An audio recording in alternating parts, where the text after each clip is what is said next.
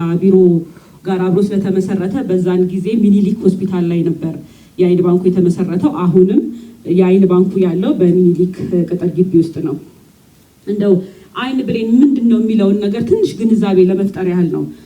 የአይን ብሌን የምንለው እንደው በተለምዶ ሰው የአይን ብሌንና ሌንስን ያምታታዋል። የአይን ብሌን ግን የምንለው ምንድነው? የአይናችን ክፍል የፊት ለፊት ላይ የምናገኛት ናት። እንደው ምሳሌ ለመስጠት ያህል ነው።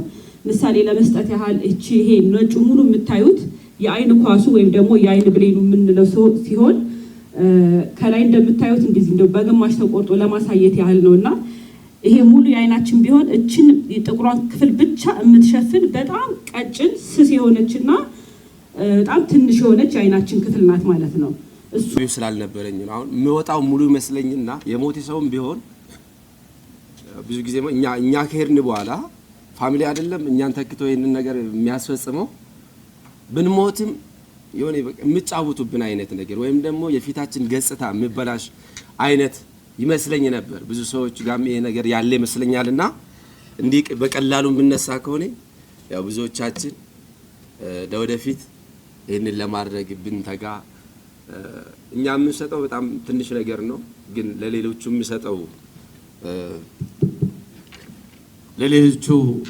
የምሰጠው ነገር ትልቅና የማይተካ መሆኑን በማወቅ ሁላችንም ኃላፊነታችን ብንወጣ የምለው ነገር ለማሳሰብ እወዳለሁ።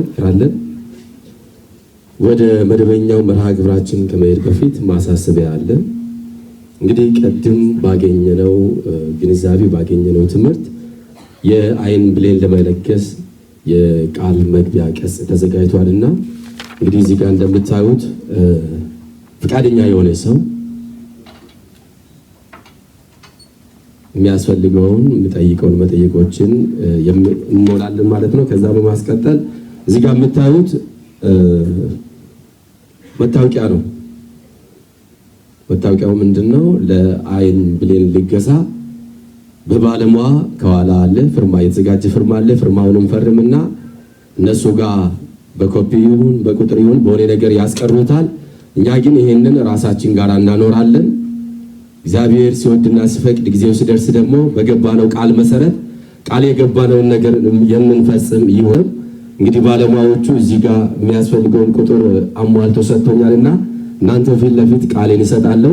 በዚህ መሰረት ፍቃደኛ ለሆነ ሰው ብዙዎቻችን ቃል እንደምንገባ እርግጠኛ ነኝ። ግን እዚህ መድረክ ላይ ሁሉንም ሰው ማሳተፍ ስለማይቻል 1 3 4 ሰው በፍቃደኝነት ወደዚህ ጠርቼ የከበረ ፍርማችሁን እንድታሳርፉ ጠይቃለሁ ለማለት እወዳለሁ።